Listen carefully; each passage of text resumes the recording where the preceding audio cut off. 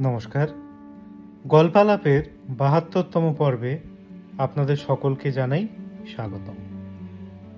২০২২ সালে সত্যজিৎ সিরিজের যে ৩টি পর্ব আমরা উপস্থিত করতে পেরেছিলাম, তাতে দর্শকদের অমলিন ভালোবাসার পর সত্যজিৎ রায়ের জন্মবার্ষিকী উপলক্ষে আজ থাকছে আরও একটি বিশেষ নিবেদন। স্বয়ং সত্যজিতের কলমে হীরক রাজার দেশে সিনেমার সেই বাঘের সামনে থেকে সিন্ধুকের চাবি তুলে নেওয়ার দৃশ্যের শুটিং ঠিক কিভাবে হয়েছিল এবং পর্দার পিছনের গল্প নিয়ে আমাদের আজকের গল্প পায়ে পড়ি বাঘ মামা। প্রচ্ছদটি একেই বলে শুটিং থেকে সংগৃহীত। চলুন শুনি পায়ে পড়ি বাঘ মামা।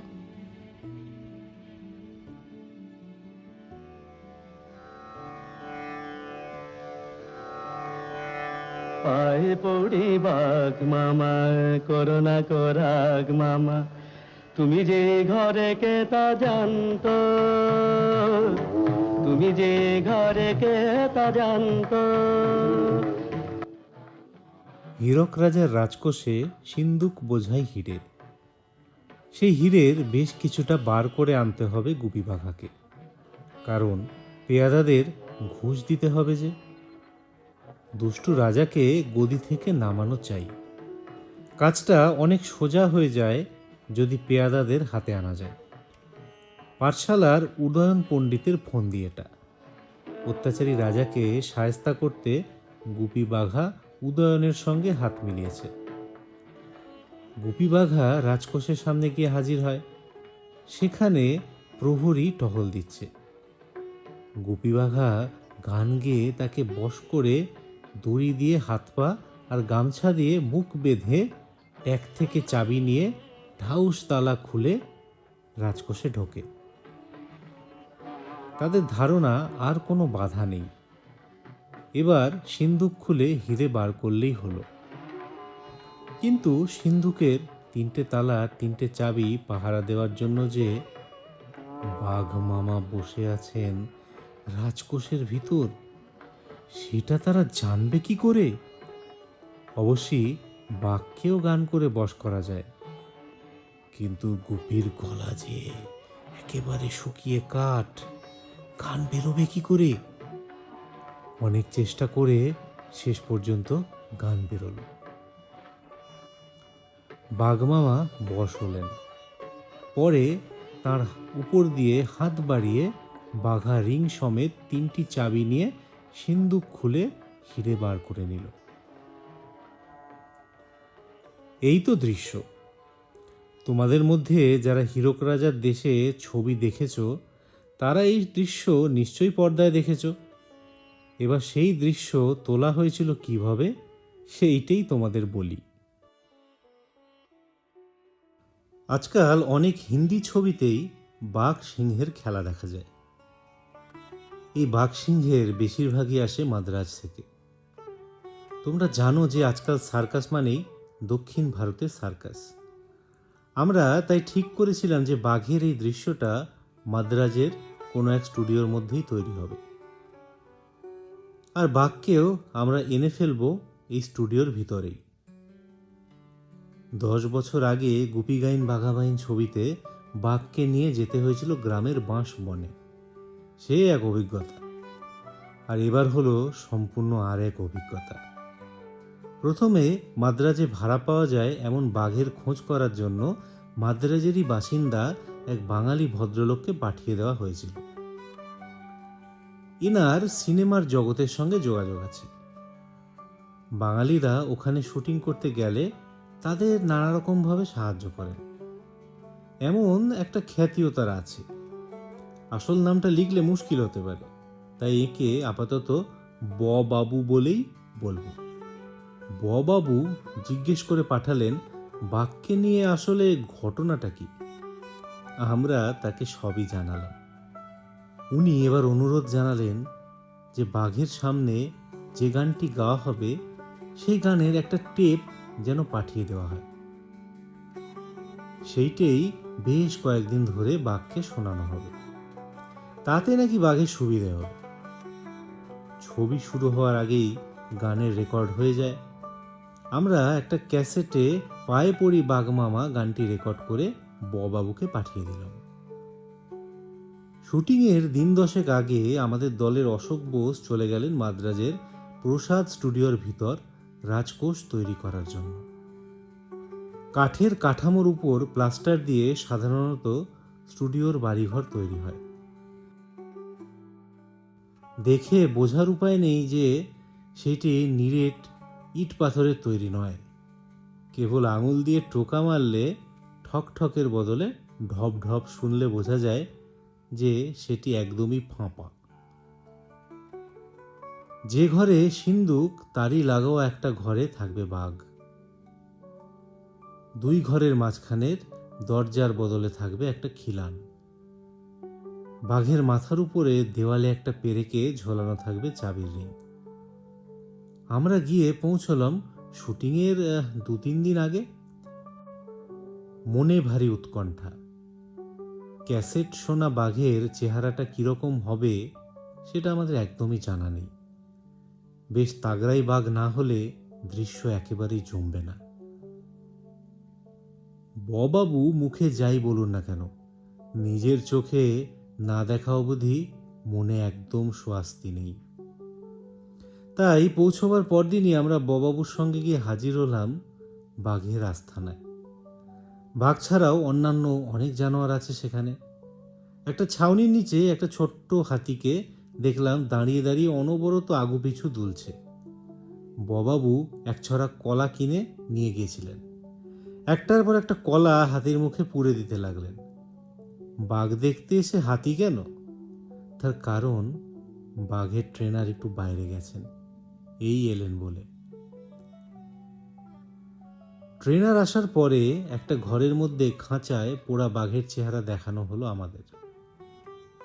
এই বাঘই নাকি এতদিন ক্যাসেটে পায়ে পড়ি বাঘ মামা শুনে একেবারে তৈরি হয়ে আছে। আবছা অন্ধকারে বাঘ দেখে একেবারে মন ভরল না। ট্রেনারকে বললাম, ওটাকে বাইরে আনা যায় না? জরুর, বললেন ট্রেনার। তাহলে তাই করো, আমরা খোলা মাঠে বাঘটাকে দেখতে চাই। ট্রেনারের খুব উৎসাহ আছে বলে মনে হলো না। আর বাবু যেন কেমন সিটিয়ে গেছেন। ব্যাপারটা কি? কারণটা বুঝতে অবশ্য বেশি সময় লাগলো না। খাঁচা থেকে মাঠে বার করতেই বুঝলাম যে বাঘের 3 কাল গিয়ে একেবারে এক কালে ঠেকেছে। সত্যি বলতে কি, এমন শুকনো ঘোলাটে চোখ, লোম খসে পড়া খিটখিটে বুড়ো বাঘ এক গ্রামের সার্কাসের বাইরে আমি আর দেখিনি।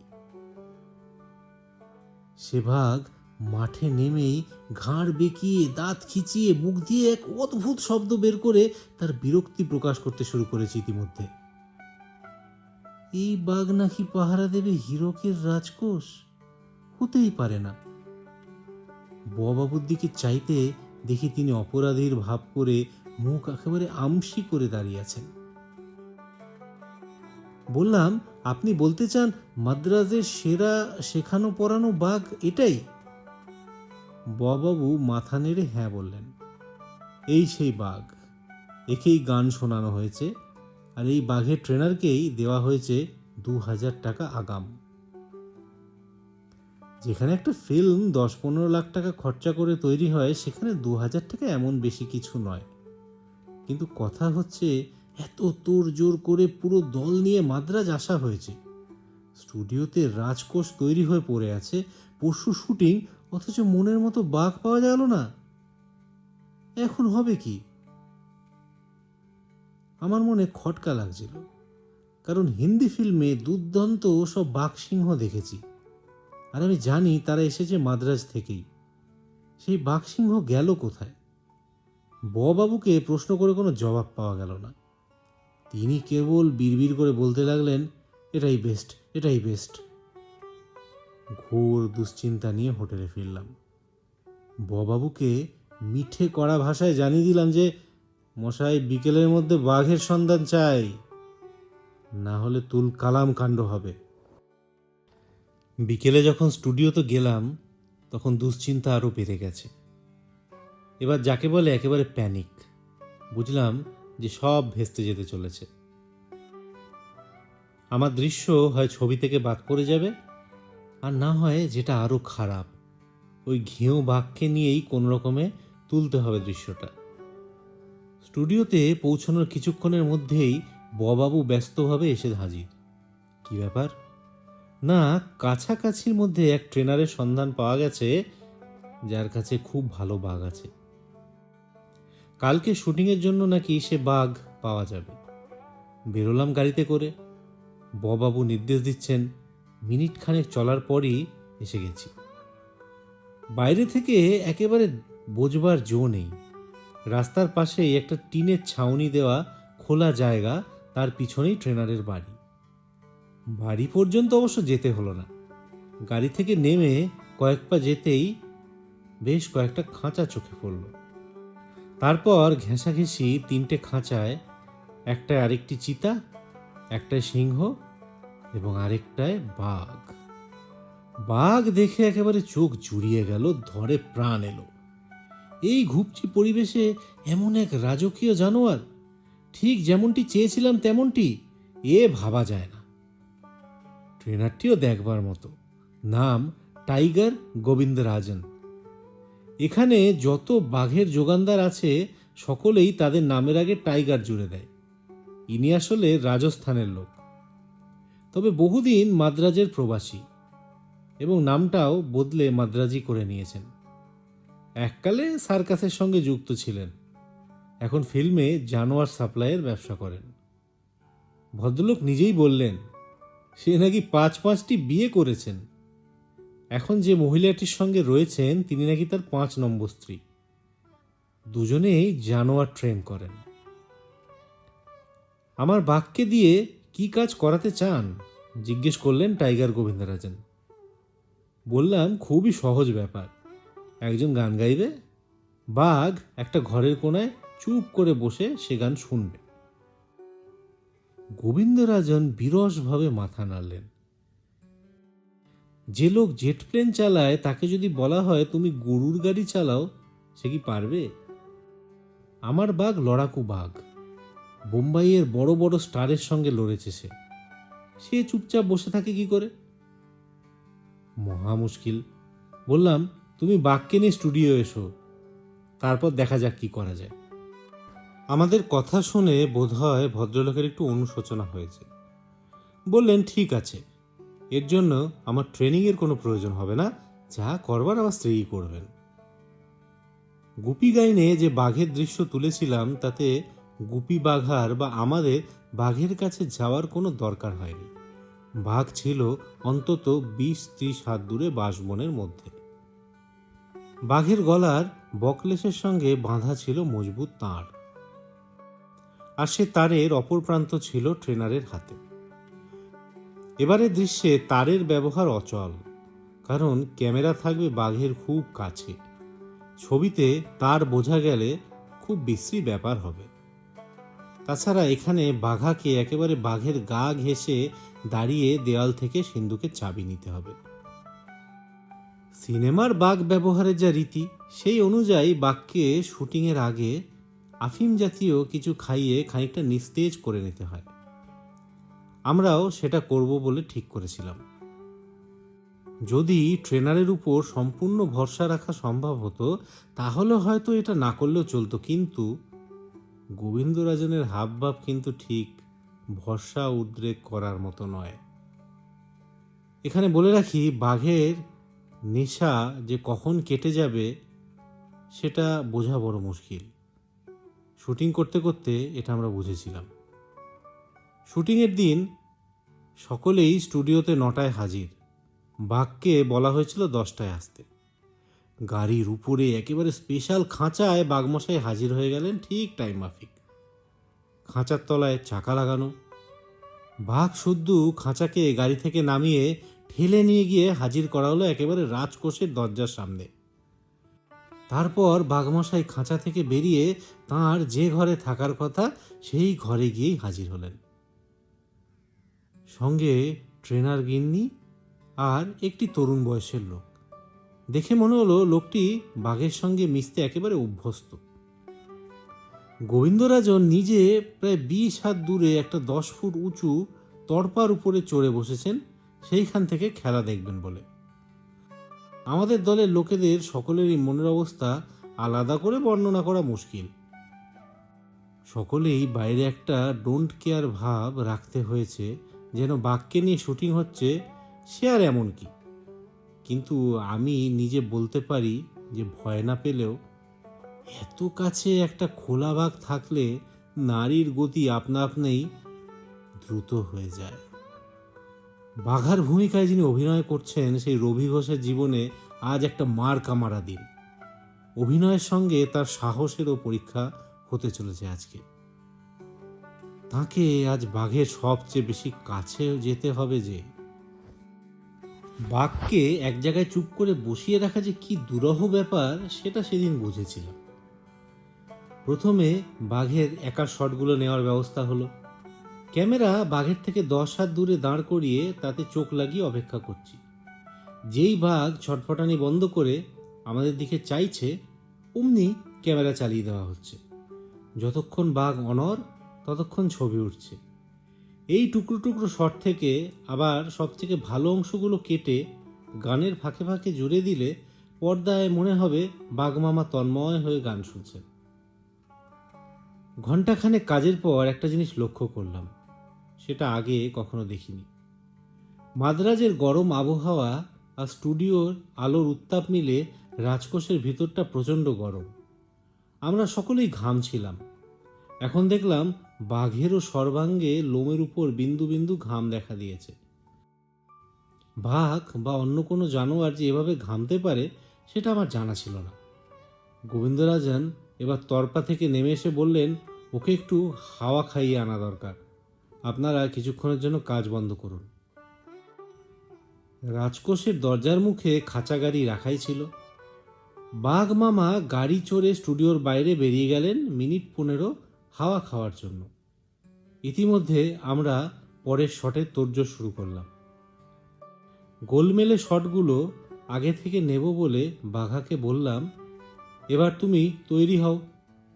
ট্রেনারকে কাজের শুরুতেই বলেছিলাম আমাদের একজন অভিনেতাকে বাঘের খুব কাছে যেতে হবে, তাতে কোনো গোলমাল হবে না তো। ট্রেনার বলেছিলেন বাঘের নাম উমা, যিনি বাঘের কাছে যাবেন তিনি সেই সময় উমা নামটি উচ্চারণ করতে থাকলেই হলো। বাঘ তাহলে ভাববে চেনা লোক আসছে, আর তাহলেই সে কোনো গন্ডগোল করবে না। বাঘ যে আসলে মামা নন, মাসি, সেটা তখনই প্রথম জানতে পারলাম। বাঘ হাওয়া খেয়ে আবার নিজের জায়গায় ফিরে এলো। সকাল থেকেই অনেকবার উমা উমা বলতে বলতে বাঘের কাছে গিয়ে বাঘা রীতিমতো সাহসের পরিচয় দিয়েছে। বাঘও কোনো আপত্তি করেনি।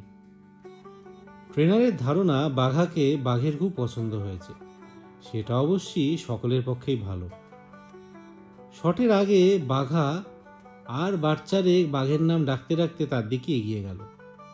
পরে বাঘা এসে বলেছিলে দিনের শেষে উদ্বেগ ও উৎকণ্ঠার চাপে তার নাকি প্রায় জ্বর এসে গিয়েছিল।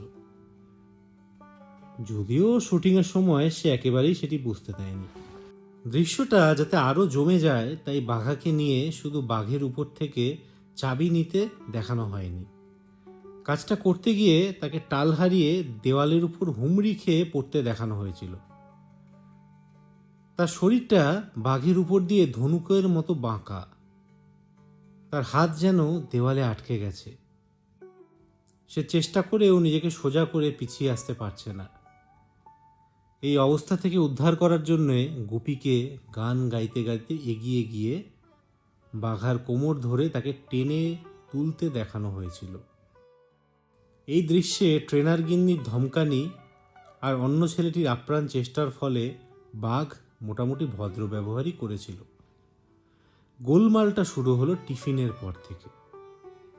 স্টুডিও শুটিংয়ে টিফিনের ছুটি হয় 1টা থেকে 2টো পর্যন্ত। এই সময়টাতে আমাদের কাজ এগিয়ে রাখলাম। বাঘ যে দেওয়ালের সামনে বসেছে সেই প্লাস্টারের দেওয়ালে খানিকটা অংশ কেটে ফেলে একটা চতুষ্কোণ ফাঁক তৈরি করে তার পিছনে ক্যামেরা বসানো হলো। এই ফাঁকের ঠিক মধ্যিখানে ছিল একটা ইঞ্চি চারেক চওড়া আড়াআড়ি কাঠের তক্তা। সেটা আসলে কাঠামোর অংশ।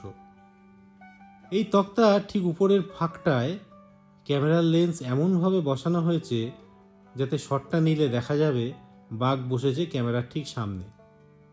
গুপি বাঘা দাঁড়িয়ে আছে একটু দূরে সিন্দুকের ঘরে। বাঘ বাইরে গিয়েছিল হাওয়া খেতে। আমরা তৈরি হলে পরে তাকে আবার ফিরিয়ে এনে জায়গায় বসিয়ে দেওয়া হলো। অর্থাৎ এবার জায়গাটা হলো ক্যামেরার 3 হাত সামনে, ভরসা মাঝখানের ওই কাঠের তক্তা। কিন্তু এবার আর বাঘ কিছুতেই বসে থাকতে চায় না। ট্রেনার গিন্নির ধমক সত্ত্বেও বারবার উঠে পায়চারি করে, ছটফট করে। বোঝা গেল নেশা এবারে কাটতে শুরু করেছে। অথচ আমাদের দেখাতে হবে বাঘ এখনো শুনছে, এখনো তন্ময়। ক্যামেরার দুহাত পিছনে স্টুডিওর আসল দেওয়াল। সেই সংকীর্ণ জায়গায় আমরা ঘর্মাক্ত দেহে 4 জন লোক বসে আছি, বাঘের কখন মর্জি হয় তার অপেক্ষায়। লেন্সে চোখ লাগিয়ে আছি। আমার ডান পাশে নিকন ক্যামেরা হাতে আমাদের স্টিল ফটোগ্রাফার নিমাই ঘোষ। আমার বাঁয়ে ক্যামেরাম্যান সৌমেন্দু ও আমার অন্যতম সহকারী সন্দীপ। গুপি বাঘাও রেডি হয়ে আছে সিন্দুকের ঘরে। গানের প্লেব্যাক বারবার চলছে আর বারবার থামছে।